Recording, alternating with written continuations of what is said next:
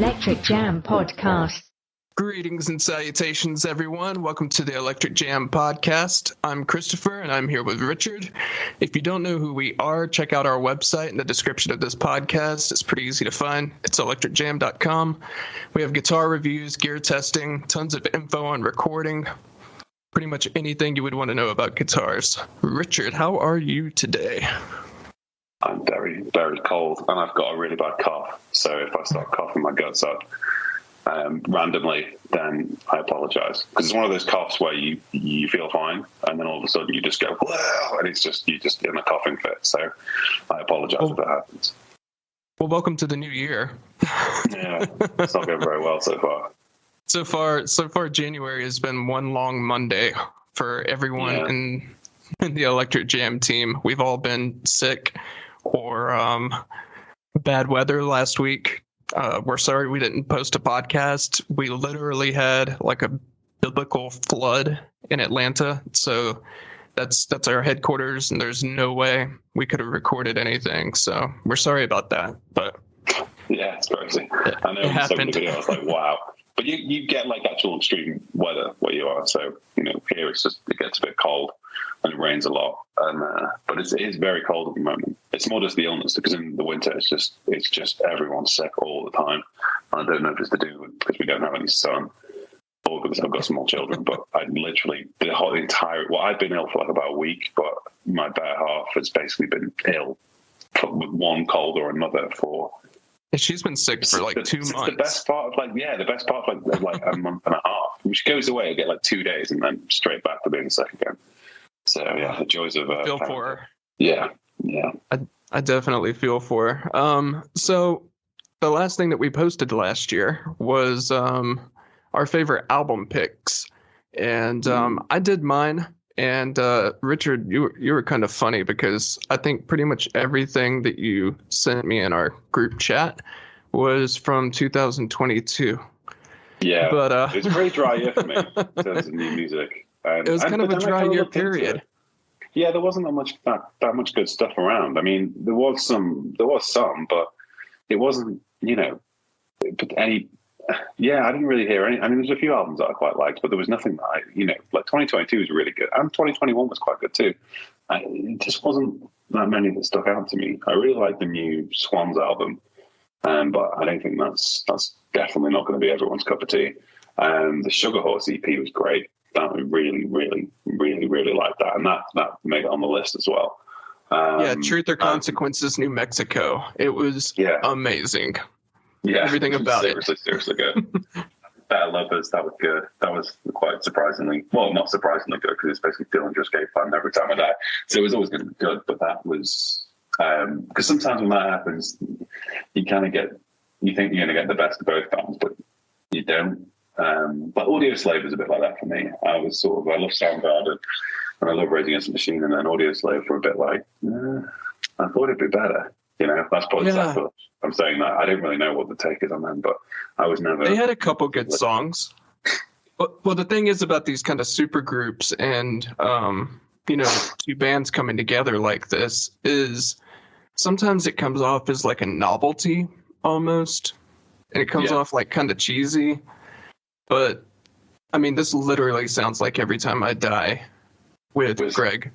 Yeah, which is kind of what I was hoping it would do, and it is really good. It's a proper banger, like from front to back, so it was really good. And then the rest of them there's some like odd choices on there. I thought the one that stood out to me was obviously Metallica, because I really don't like that album. I think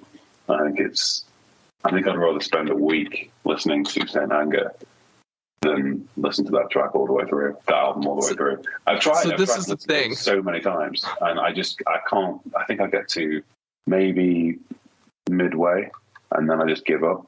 Because it came out of nowhere. I was really surprised when it came out. I wasn't expecting it. I hadn't been following the news or anything. And me neither. It popped up in Spotify, and I was like, "What?" And I actually quite liked the last album. I thought it was pretty good. And then I put this one on, and yeah, it really wasn't. I mean, the single was quite good. Looks Eternal, that was kind of quite good. I can imagine that'd be good live, but yeah, the rest of it was just God. So this is the thing, and I talked to my brother about it because I know you didn't he didn't like this when it came out because we talked about it when it first came out. And so I talked to my brother about it too. And he said if every song was like 2 minutes shorter, the whole album would be amazing. Yeah, I went back and re-listened to it, and he's absolutely right. I think some of the tracks are a little long-winded. Like, they just play the same riff over and over and over for like 12 bars, you know? And at some point, you're like, okay, let up. You know, do something different. So I get it. Yeah, definitely. But I feel like they're the kind of band that needs... They're sort of almost like too big. They're like a noun now. Do you know what I mean? I almost feel like they need like a producer to come in and kind of break them apart a little bit and break them down and kind of like the old days. Yeah, kind of. And just put someone with a bit like left field. Like, imagine if they went and did like with Kurt Ballou or something. Do you know what I mean? Like how ridiculous that would be, obviously, because you know that would never happen. But the sound and you know the kind of his input into maybe try like if you made it sound like Cave In. Like Cave In or Russian Circles, you know, that the new Russian Circles album, the latest one, it's probably, and the new Cave In album as well, like probably two of the best sounding like metal albums I've heard, like period. Yeah, Kurt did both of those. They were great. Yeah, he's phenomenal. I've been a fan of his for like since I was a teenager, from like the early days of Converge, and just watching him play guitar because he's such a good player. And then finding out that he also recorded all the music and he's a producer and he's got a studio and he's basically this polymath that he builds his own pedals and amps. Also, which is crazy. A bit of a legend. And it's like bad but for me, I just kind of listen to a band like Metallica, and I just want to hear something else now a little bit. And I think they're old enough and rich enough to kind of go, you know what, let's just throw caution to the wind and just try to do something like a little bit more experimental maybe, or, you know, maybe tell Lars Ulrich to leave his hi-hat alone for like 2 seconds. No, I think you're onto something with the producer thing, because when they had Bob Rock, whether you like the Black Album or not, he kind of pushed them. Black Album. He kind of pushed them to actually write songs. You know what I mean? And they had never had someone in the room with them before telling them, no, that idea sucks. You have to change it. You know, they'd never had that kind of thing before. So maybe they need that again. You know? I think so. I think because if you think about it logically, right, if you do something for long enough, it doesn't matter whether it's cleaning toilets or working behind a bar or being in Metallica. After a long enough period of time, it eventually becomes a job. And humans will always revert to basically just, you know, doing it on autopilot and, you know, doing it as easy as possible, because it becomes a job. It does. I as much as I would love to be in Metallica, but it to them it's a job, and it becomes a job, and it's approached like a job. So I do think sometimes you need someone to come in and kind of, you know, ruffle the feathers a little bit and kind of go, you know what, that's rubbish. And be like, well, what? How dare you? And be like, well, you know, I think you can do better. Maybe try, you know, that's what you need with a band at that stage in its career, maybe, to sort of get like a sort of fresh sound. Because when you're younger and you've got more of an appetite, I think, and you're not, you know, a stadium filling, like you don't make $20 million each when you go on tour like Tool or Metallica. You know, if you're a band like for instance, like your number 2 album, right? That's Stone by Baroness. Right. That was I really enjoyed that album. I like Baroness. I'm not like the biggest. I'm not like a fanboy band, but I do really enjoy listening to them a lot, and I do like respect them, and I like their music. And that album just sounded completely different to everything that I've heard before, and I thought that was really cool. It's like they've really just sort of dialed back, and it's more like bare bones and raw. And it sounds really good, and it's an interesting sort of change to the way they kind of sound and their overall kind of aesthetic, which I really appreciate. Yeah, our interview with them, they approached it a little differently. The way that John explained it in the interview was, you know, everybody kind of holed up in Pennsylvania. You know, they're Georgia boys, but they're not from Georgia anymore. They moved up north. They kind of rented out this Airbnb in Pennsylvania and just got together and jammed. And this is what happened.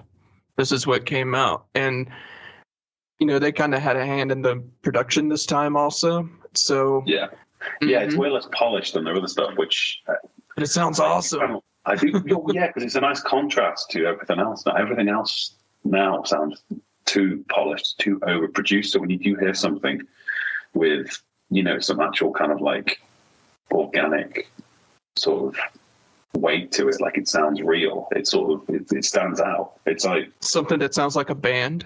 Yeah. Well, yeah, it's like when everyone's playing, it's like the analogy when everyone's playing in like drop tunings and you turn up and you're playing the standard, you immediately sound completely different because you're just playing, you're completely off the beaten path to everybody else. So yeah, I think it does make a difference. It does sound good, and I think it's great that they did that because it is a really good album and it's got some really good like tracks on it too.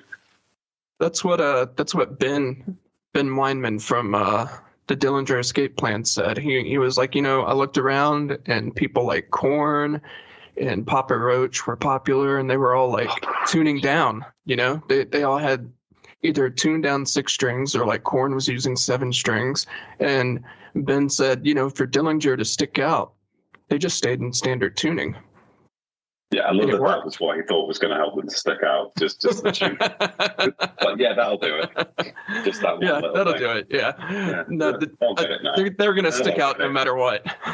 Yeah, and the weirdest one that I thought was the band Sevenfold, because I yeah, that's quite an odd one. But then the story, I remember you told me about it. So, excuse me, story behind the album, because I remember you talking about it. I said, no, I've never been a fan ever of that band. I mean, they're very good musically. Like the drummer, guitarist, are fantastic. But I've never been a fan of the vocals. I just can't. It just doesn't do it for me. And but you told me all about the new album and DMT, and they had these like crazy experiences and stuff. And then they did this completely, different album that apparently all their fans hated or something. Well, I think it divided everybody, and yeah, that's a true story. There's a really good interview with M. Shadows, the singer, and he talks about doing some mind-altering substances, specifically DMT, and he was like, yeah, kind of put everybody in a different mood and a different headspace. So they went in, they put in synthesizers. They've got a string quartet on some of the songs. There's still heavy stuff on that album, but it doesn't sound anything like anything they've ever done before. It is so out of left field.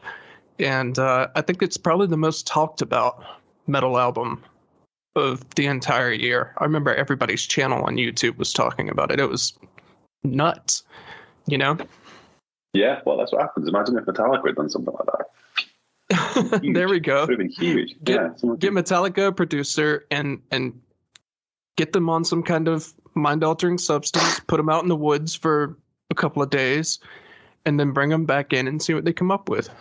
Yeah. We love you, Metallica, but come on. yeah. I did listen to it. I get what you're saying as well. It's a lot different, and it's quite a lot of stuff going on that was quite interesting.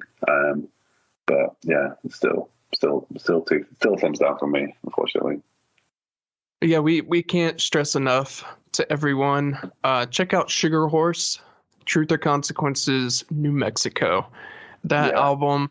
Actually, check out all of their stuff. It's all kind of the same, but it's all very different from anything you've probably ever heard. They use synthesizers, but they're sludge, and they have really great clean vocals. They have great scream vocals. They have literally everything that you could possibly want in a metal band. They really kind of, it's almost like a wish list of all my favorite bands influenced another band, and then because they've kind of got like elements of like ISIS and like Norma Jean and Black Sabbath and Black Sabbath, and then there's like the 80s kind of like synth pop aspect to it. It's not. I'm not a big synth pop fan, to be honest, but it's really not overdone. It's done in a way that's it just fits nicely with the music, and the kind of like the overall final product is just, I mean, the first time I heard them, I was like, this is great. Like, this is really, really good. Like, and that doesn't happen that often anymore. Yeah, you turned me on to them. Yeah, I just heard them. I was like, because it's almost like now there's just like so much music out there. You can just spend hours on Spotify just trawling through new bands. So for someone to stand out, it's really quite something. It's almost like an event. It's like, wow, a band I actually want to listen to for like more than like 30 seconds. And yeah, and they're British as well, which is, you know, we do have a they're right in your backyard. Yeah. Well, that's pretty cool. I mean, technically, from your perspective, everything's in my backyard. The UK is by comparison, but yeah, I'm not sure where they're from. I imagine they're from down south. Most bands are. I forget what their Spotify says. I think their Spotify says where they're from. But yeah, amazing band. Everybody go and check out Sugar Horse. It'll blow your mind. There's a little bit of Pink Floyd in there. It's really weird. I love it. Paul Bearer as well. They've kind of got this like sort of. Yeah, definitely really Paul Bearer. Like, yeah, but they say like a sign of like a good artist is someone that can sort of assimilate all the influences and turn it into something new. And that's because that's what everyone does anyway. But it's only a very select few people that can actually do it and then make it into something that's actually unique and stands on its own, sort of thing. Like Hendrix is a good example, wasn't he? You know, he just played the blues really loud, but he did it in a way that kind of nobody else had done at that point. So he took the influences of the blues and, like, you know, things like that, and just applied his own kind of like sheen to it, and it became something else. Yeah, 100%. And that's kind of what they do, I think. No, I agree. Absolutely. Let's move on to a not so great artist, in my opinion. I don't like Machine Gun Kelly. I tried it. I listened to it. I think he's better off as a rapper. But, you know, without being mean, I don't really know who particularly he is. I just know he's going out with Megan Fox, and that's the only thing I know about him. But yeah, we were talking about him the other day, and you said, well, he's got Megan Fox as a wife, so he's pretty much won. Yeah, he's won life. Yeah. What else do you need? Yeah, no, I agree with you. And yeah, so he does like pop punk, and he has this whole like bring rock and roll back kind of attitude, you know. Okay. The thing is he doesn't really have the talent to do it. It sounds kind of like watered down Green Day to me. It's not awful. It's not great either. But he's had a couple of signature guitars with Schecter that were the PT shape, which looks like kind of a telly shape. Super cool guitars. I got to play one at Guitar Center, and I thought it was really cool. If it had a wiggle stick on it, I would probably buy it. But this new one, the MGK Razor, it's been on every headline for every guitar site and every YouTube channel I have seen for the past week, to the point where I won't even click on things anymore because like I've already heard it. Yeah, it looks like something C6 Steve would play. Do you remember him? Oh yeah. C6 Steve. Yeah, he's great. I saw him at Glastonbury. Like, you'd make it out of a box and put some strings on it, and, you know, after you've just married your cousin, you come back and play the dance. Being from Georgia, I do take a little bit of offense there, but no, you're right. I mean, it looks like a cigar box guitar kind of until you like get up real close, and what it is it's a solid piece of wood with a pick guard that covers the entire thing, and it looks like a razor, and it's got to be like the most non-ergonomic guitar on the face of the planet. Like, would you sit down and play this, or you'd have to stand up to play it? Like, you couldn't sit down and just put that on your lap and it'd be comfortable. Like, I thought my Explorer was hard to play sitting down. I mean, like, no, yeah, this is like definitely a stage guitar. The thing about it is, I don't think Schecter is doing this so much to sell these guitars as much as it is an attention thing. Yeah, there's no such thing as bad press. Schecter's they've really kind of changed everything. You know, they got Aaron Marshall from Intervals. Now they have John Brown from Monuments. With all of these new artists, they have new guitar shapes coming in, and like the abalone and Monster energy drink stuff that you associate Schecter with that's kind of gone now. and they have some really amazing models. And I think this is literally just like a NAMM PR move, because NAMM is coming up, you know? Yeah. And Well, yeah, if you say Schecter's not going to be there. they're not, or they are. They are not. A lot of guitar companies are not doing NAMM anymore because it's just not worth it to them to do a full trade show and rent a booth and all of that stuff. So they're not going to be there.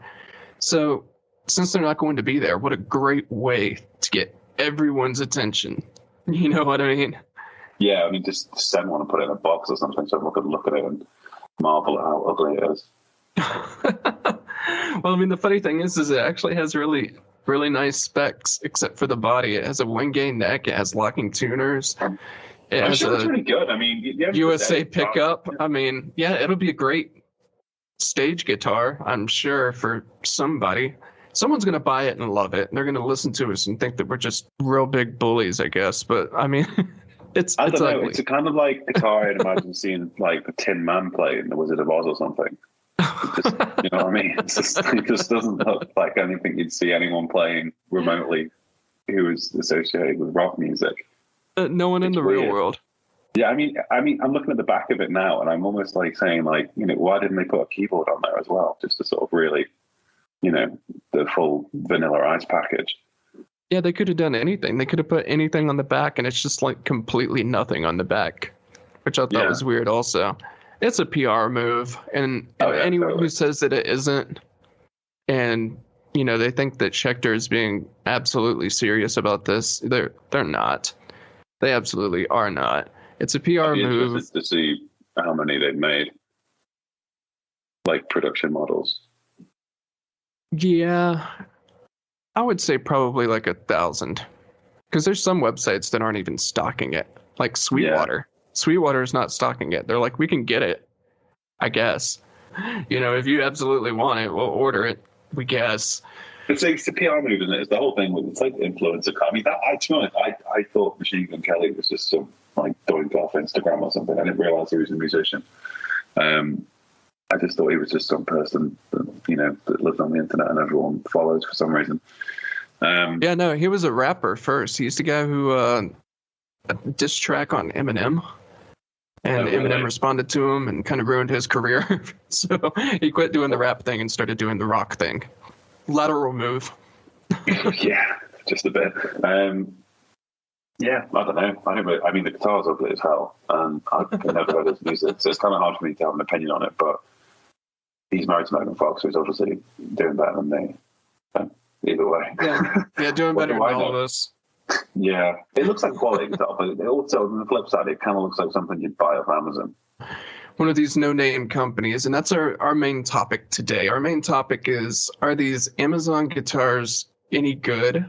And I've had a little bit of experience with it. I know you haven't, because you ordered your PRS and you're set. And you got a great acoustic too at your dad's house, which is amazing. But I've got one here too. I've got a Taylor for years. Oh yeah, but yeah. So I've got a Taylor acoustic and an absolute dog's dinner of a Tokai, and the PRS and a Gretsch. Dog's dinner, I love that.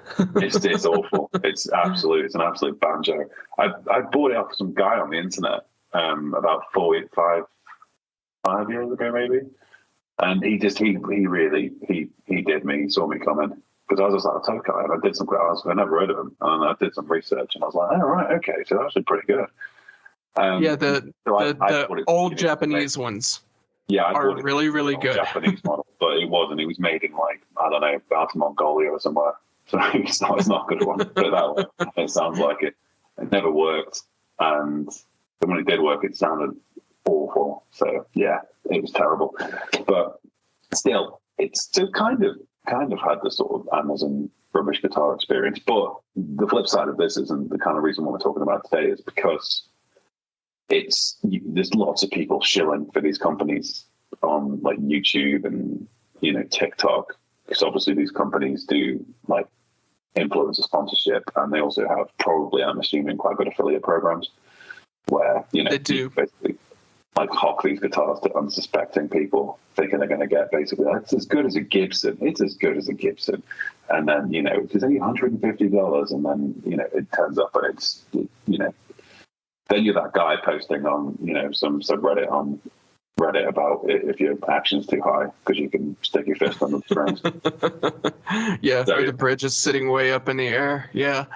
Yeah, but it's kind of murky water, isn't it? It's something you get to some sort of budget brands that are really good. You're like Harley Benton, which is very, very good. But they sound too good to be true, also. Yeah, that's the thing about Harley Benton.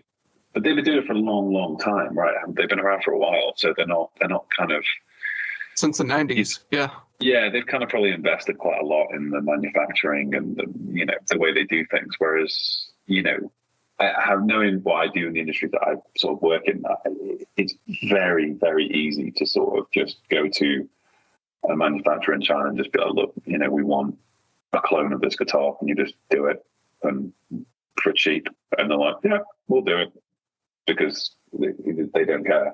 They'll just do it, and there's no QC. All that kind of stuff, and you can make them for cheap and you sell. I mean, some of them, you send me a list of brands. I haven't heard any of these. I'm like, some of them. Well, I heard of some of them, but it could be just as easy as just some guy in his bedroom on a laptop, just drop shipping them out of China to people. I think that's exactly what it is with a lot of them. I think that's exactly what's going on. I think like the Leo Jams or Leo James. I think those guitars, those are designed by a person and then made in China. And we only know this because a couple of YouTubers actually talked to the guy who owns the company. And they were like, hey, if you just did these few things, it would make your budget guitars so much better. Also made them a little bit more expensive, but like not by much. They're like $200 instead of $150. And so that's a legit company, I suppose. There's people that are listening, but then there's some that are kind of like and those are like the Lix Pro or Lix Pro, LYX. I imagine it'd be Lix, given that it's a guitar. Yeah, given that it's a guitar, but you never know. Another one is glary. Glary is your favorite word ever. Yeah, this reminds me of Curve. And they tried to rope us in, and it's not that the guitar was completely unplayable or awful, but it did need a lot of work. And that's why on our site, I made a really big list of parts that you can use to upgrade a glary guitar. So if you want to do that, then get one of these cheap guitars. If you know how to work on them and you want to mod it out and repaint it and add new pickups and new hardware and stuff, awesome, go for that. But if it's a funny though, isn't it? Because somebody who's going the target market of these sort of ultra cheap guitars is beginners, because that is the market for these guitars, because they're the only people that are going to buy them, because it works on two levels. One, they don't know anything about guitars or what brands are good, or they might know like Gibson and Fender, and they know they're expensive, but they don't know about sort of more mid-range brands like that. So it's kind of exploitative in a way, because you're preying on people that don't really know what they're doing or what's good, and then you're using influencers to push the message again to people who don't know. So it kind of compounds the effect. And the whole argument that you can mod them and stuff. It's like, yeah, you can, but at the end of the day, somebody who's just learned to play guitar is not going to be doing that. So I would always say, like, you're better off just getting a halfway decent guitar from a manufacturer that isn't dodgy, like Epiphone or even a Harley Benton. I'd just say get a Harley Benton guitar. If you want an electric guitar and you haven't got much money, get a Harley Benton, because they've got loads and they're all pretty damn good. Harley Benton's really good. If you're in the United States, All-in-One Guitars is really good. They're usually under $500. They're actually checked over by hand. They're made in Korea, just like, Schecter and ESP and all these other brands. They're all made at the World Music Which is factory. What you want. You want your guitar made by people who actually like guitars. They're not just doing it for a business. It's not just a manufacturing exercise to make money. Exactly. That's the difference. And that's, you know, we give Gibson a lot of shit and stuff like that, but, you know, I imagine the people that work there love what they do, and the same with Fender and that kind of stuff. So even like brands like Squire and stuff like that. I mean, we actually recorded this podcast the other week, but Chris forgot to hit record, so we didn't get it. But I made a point about if you're an absolute beginner, rather than buying a cheap guitar, I'm going to try and reiterate it as best I can. The acoustic thing. Yeah, my point was it's better if you want to learn guitar, it's better to start on an acoustic, because one, it's harder and you can't hide. There's no pedals, there's no effects, there's no amp, there's no noise gates. It's basically just you and a guitar, and you have to make it sound good. And the other point is that you can get a good acoustic guitar for not that much money. And the third point would be, if you can do it for a year, if you can play for a year on an acoustic guitar and love it and enjoy it, when you do switch over, one, you've had like enough time to save up to actually get a decent electric, which you can save $300, $400 in a year. Most people could. And it will be like switching to electric will be like, it'd be like going from running in boots to running in like, you know, some $200 Nike running shoes. The difference would be like night and day, because the next thinner, you can play faster, like bar chords will be a walk in the park. And I just think that's the way to go. Me personally, I know my dad who always played guitar, and his granddad, they drilled into me, like, you know, you have to get good and stick with it before you start buying expensive stuff, or an electric guitar, because there's no point buying one if you're just gonna end up collecting dust somewhere. There's more, you know, crap for the sea. Yeah, and I think I've been thinking about it since you said it last week, and I think I like 80% agree with you. And to think about Obviously acoustic guitars. It's not. I'm not saying that stuff, but I just think all things being equal, and in terms of value for money, it's just way better to do it that way. Well, you don't have to buy an amp, you know? You don't have to buy a cord. You don't need anything except for the guitar. And exactly.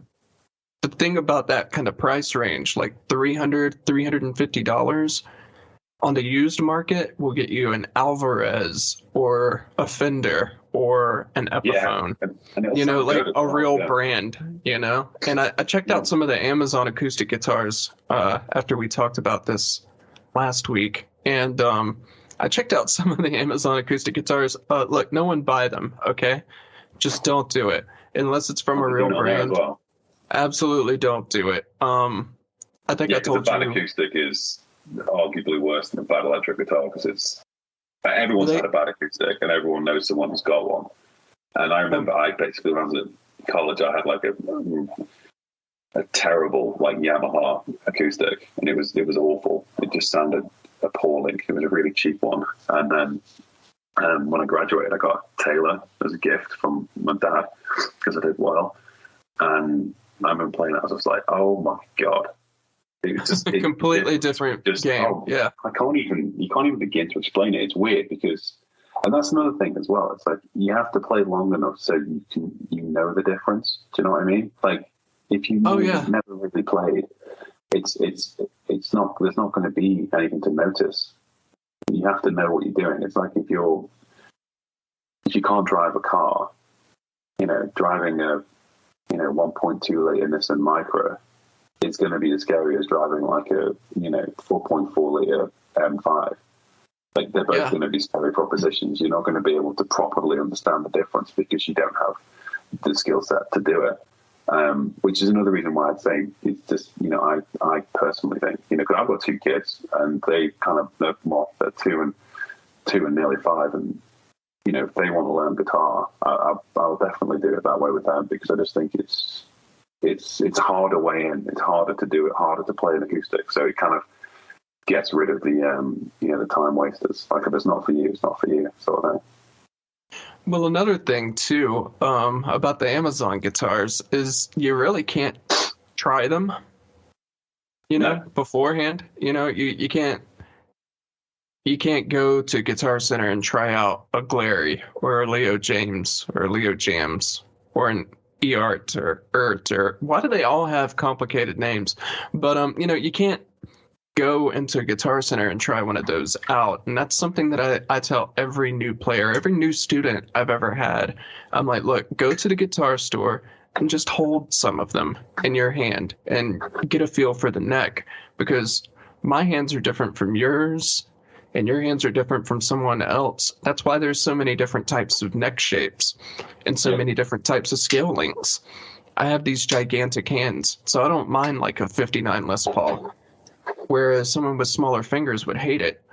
But yeah, Donald Trump would hate playing a 59 Les Paul. He would absolutely not shred.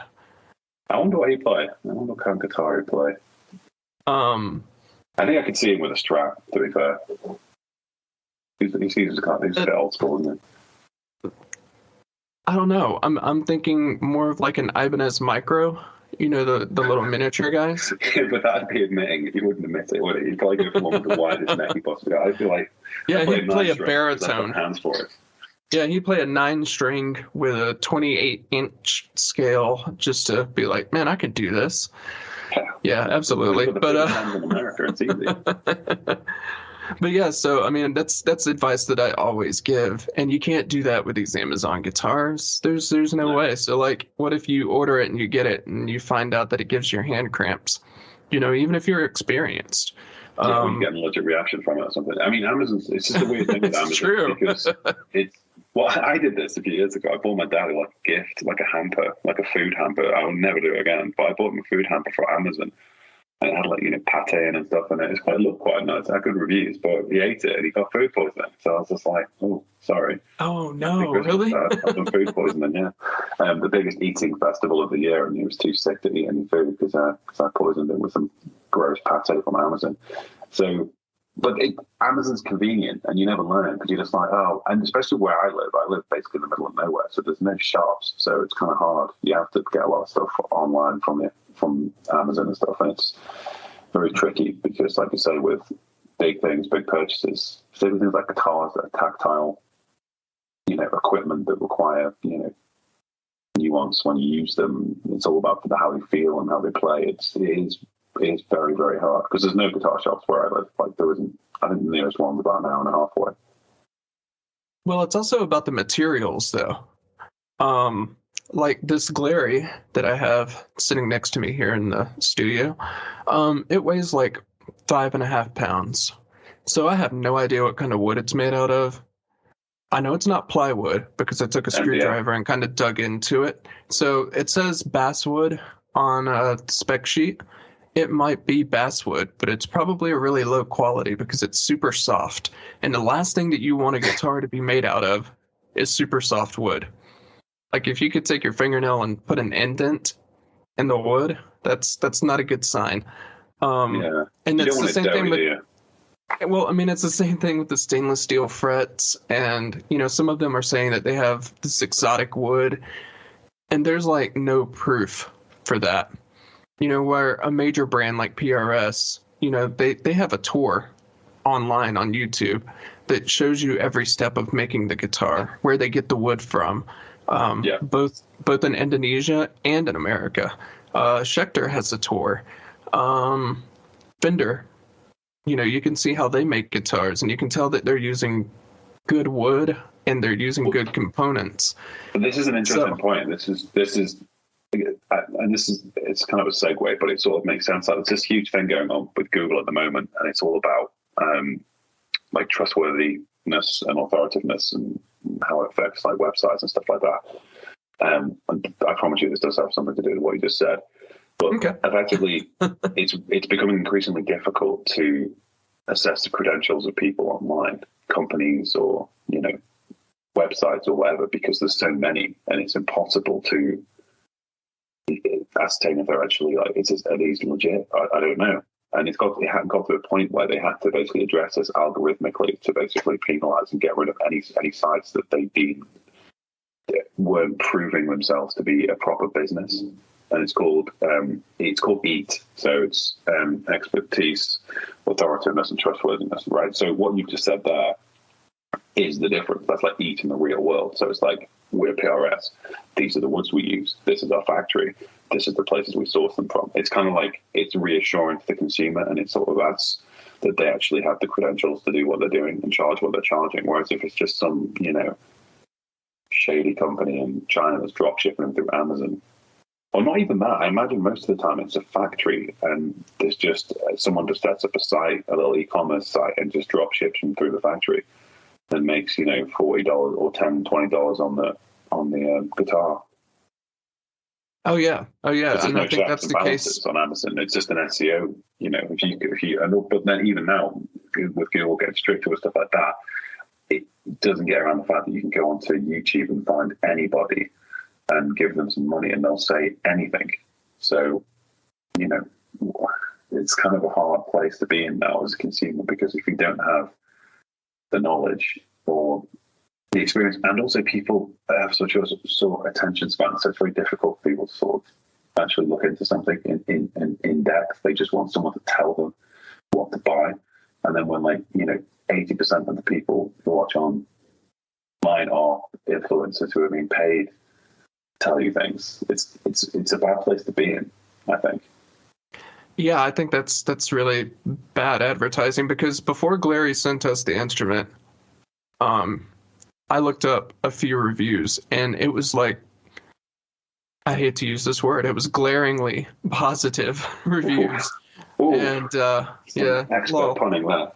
Yeah, some expert punning for sure.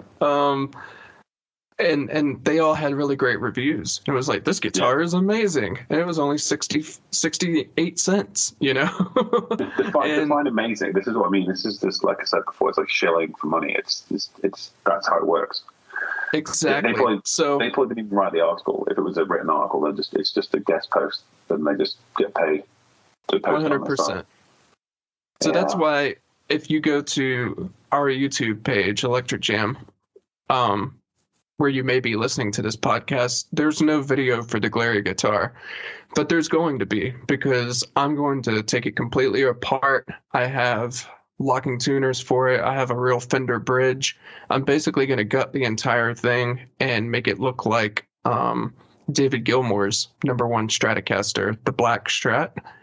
And it's going to go to one of you lucky subscribers. So if you haven't subscribed, do so, hit the bell, and give us a like, and start looking for those videos, because they'll be coming out probably next month. I'm going to tear it completely apart and show where just, 5 extra minutes of quality control would have made this a much better guitar.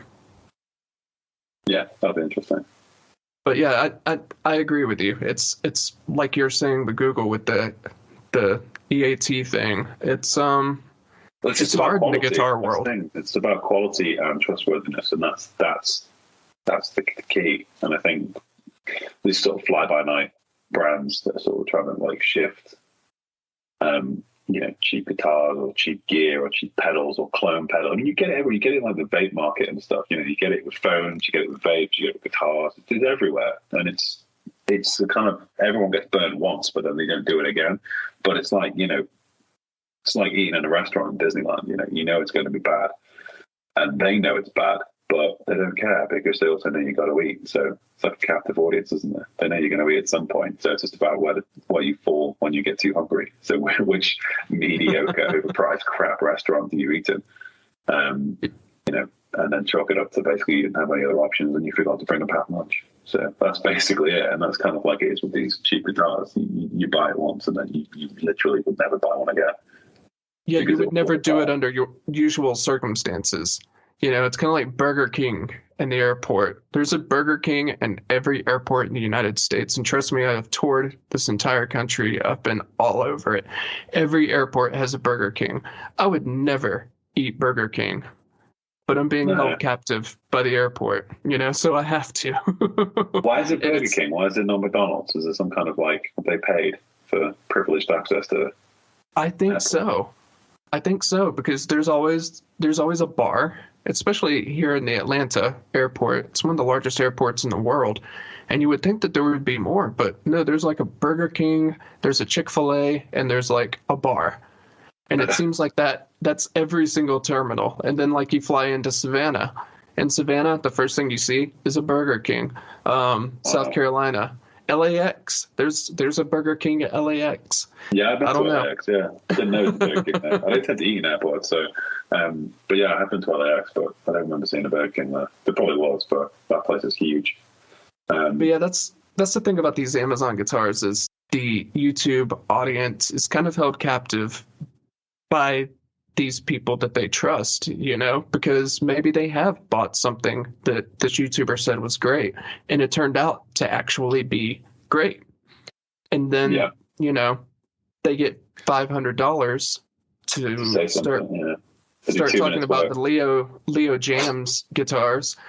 And, that's a 15-minute video and they made $500 and they're pushing it to you. And I mean, like, there's I don't know, there's no proof. Like, I'm looking at a Leo Jams right now on Amazon. It says it has stainless steel frets. That's cool. What kind of stainless steel? Like, is it 61500? Is it did someone melt down spoons and make it? Because if so, that's going to be a completely different grade of stainless steel. There's like stainless steel 304, 314. There's so many different types that go on guitars. So that doesn't mean anything to me, And then the wood, it could just be particle board. I mean, you don't know until you take off the paint, but who's going to take off the paint? Well, you don't know until, like I say, you don't know. No one's ever going to, press them on it. It's like one of those things, isn't it? It's like, well, we just make cheap guitars, we're not doing anyone any harm. But it's when you're selling, a lot of them, that's when it becomes a problem. It's almost like they're pushing the boundaries of what's appropriate. Like, I don't know what it's like in the US, but in the UK, there's like advertising standards and stuff. And you can't. So if you say it's got stainless steels and you say it's the X type of wood and it's not, you would be in a serious amount of trouble. Like, you could get sued, taken to court. Absolutely not like that here. Recalls. You'd have to give everyone back their money. It'd be an absolute mess. So, it's tricky. It's a tricky one because that's why a lot of the consumer electronic manufacturers, the off-brand ones, like everyone knows about them, that sell through Amazon. They're all based in China, so they don't care if you don't like it or it doesn't work. So they're not going to respond to your email. They've got your money, so that they really, really don't care. And you can leave like a negative review, but then they're paying 100 people who work at a factory to write positive reviews about their products. And they're one of these like bot farms. So that's something to definitely look out for too. I've looked at some of these. You can't win. The moral of the story is just don't. If something looks too good to be true price-wise, and it's a guitar, it is. It is. There's no way around it. You basically, if you're paying less than $300 for a guitar, it's probably going to be a complete picture, basically. Absolutely. Unless it's a Harley Benton. There's a couple of $200, like a Harley Benton Telly that I played, has a humongous neck on it, but it's great. Or you find some like vintage Fender or Gibson at some thrift store or on Facebook Marketplace, and someone doesn't know what they have, and snap that up. But I think that's pretty rare these days. I mean, in the 90s, you could get away with that before the internet. Because you couldn't before the internet. You just had to be like, "Oh, we'll get rid of my dad's guitar. It's a '59 Gibson. Yeah, I'll give you a tenner for it." Yeah, I was always kind of sketchy about that kind of stuff anyway, because you don't know if it's stolen or not. But yeah, the moral of the story is don't buy the Amazon guitars. Buy something and also real. don't buy guitars from Amazon, for Christ's sake. Like, Amazon's got enough money. It's destroyed enough businesses and industries. Just buy it from your local guitar dealer or direct from an actual guitar place that cares about guitars, not Sweetwater or someone. Yeah, if you're in Europe, then go to Thomann. Yeah, Thomann. Yeah.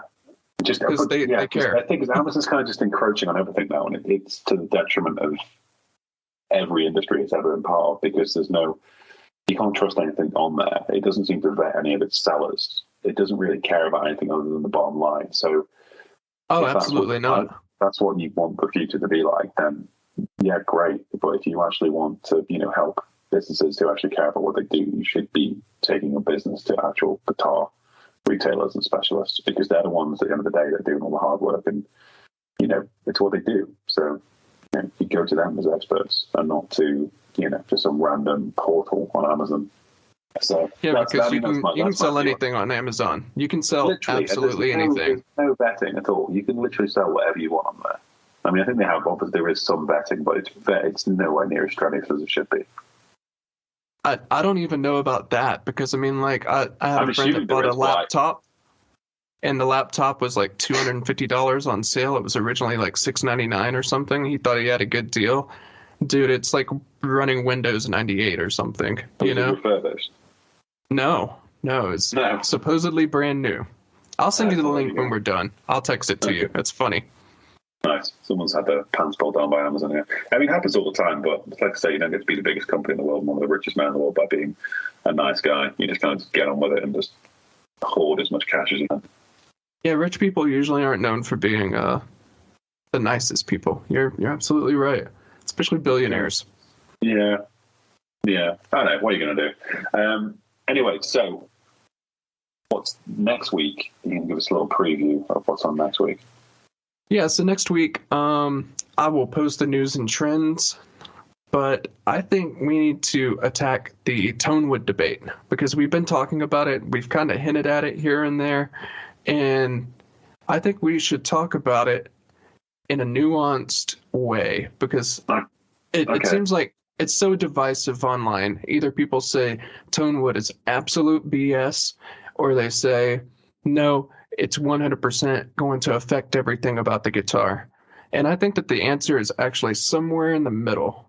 So I was going to say my answer would be I genuinely don't care, but I'm going to have to do some research so I can make this interesting. But I don't know much about this. I just it's not something I really think about quite a lot. So I'll have some questions, so that'll be good. Yeah, so I'll be able to... it's a big argument. It's a big argument, and people talk about it all the time. And we mentioned in our last podcast maybe attacking it, and I think that's a good one. That's a good one to talk about, but we're going to talk about it in a completely nuanced way because I don't care either way. As long as the guitar is light and it plays and sounds amazing, that's all that matters to me. But we're going to look at both sides of the argument and plus you've got maybe find some quotes. Good sounding guitars that aren't even made from wood, so yeah, absolutely. Ones and ones from the metal and all sorts. Yeah, I have some quotes from Paul Reed Smith because he is a Tonewood believer, 110%. This is almost like evolution versus creationism. It's kind of funny. So look at Sheldrake coming in with his random theories of morphic resonance, which is a bit of a rabbit hole if you want to go down one. And you're I mean, it's like either the people who think that the world is 6,200 years old or the people who believe in abiogenesis, that's Tonewood and not Tonewood. It's very much the same, and people have very strong opinions about it. So yeah, we'll talk about what Paul Reed Smith has to say about it, and then we'll talk about what Jim Lill has to say about it, because made a guitar with no wood, just a pickup. So he just stretched strings across two pieces of table and made a guitar out of it. So it was just the phrasing of how you said that. It was quite good. I enjoyed it. He made a guitar out of nothing. Yeah, no wood. Nothing. Yeah. Like, so calm himself down before he got to his building sweat stages. So yeah, that's what we'll be looking at next week. Thank you everybody for tuning in, and we will see you then. And I was going to say, if you listen to this and you have anything you want discussed, or you've got a question, we're on Twitter. I think we have 2 followers at the moment, so we could do with some more probably. And also on Instagram. But the best place to probably get us is just via the site, so you can just email us or whatever. But we also have a subreddit as well, which I think is actually quite a cool thing to do because you get people in there quite easy and everyone can sort of talk. So it's basically just, if you go onto Reddit and just type Electric Jam, you will see the subreddit in there. I think there's a few people in there. And we're going to try and be more active, but it's quite hard because we're both quite busy. But in the coming sort of weeks and months, we've got quite a lot of stuff in the pipeline. Like Chris is working on this like new kind of like email series that kind of goes out every week. And it'll like a kind of accompany the podcast. And it'll also have a video in it where Chris will show you how to do something like cool. It could be like a guitar trick or like a recording or a setup thing or, just like a little 30-second video that you'll walk away and be like, shit, that was interesting. Now I can do this. Yeah. kind things of you like can actually value, use, like value-added Mm-hmm. stuff, not just some generic email where it's just sort of like, hey, blah, blah, blah, click here, thanks, we just made $10. It's like, you know, it's going to be like a valuable thing that's useful. And then, but there'll be more details on that anyway. But if you do want to get in touch and follow us, Reddit, Twitter, I think we're on Instagram, but we're not very Mm-hmm. heavy on the social media, are we? But I think the Reddit one could be quite cool. So maybe sign up there and join us there. And then obviously on the site, you can sign up to the email on the site. And then, and we're doing a refresh on the site as well. So it'll look different soon and better. And the homepage will be more kind of informative. But no matter where you get a hold of us, one of us will definitely answer. Usually it's me, especially if it's on Reddit or Instagram. Send us a message or send us a post, and I guarantee every morning when I'm drinking coffee, that's what I'm looking at is either Reddit or Instagram. So send us a message or a post. Or YouTube. I always forget. Or YouTube. Yeah. Yeah. I check all the YouTube comments. Cool. Okay. Well, we'll see you next week. Take care. Absolutely.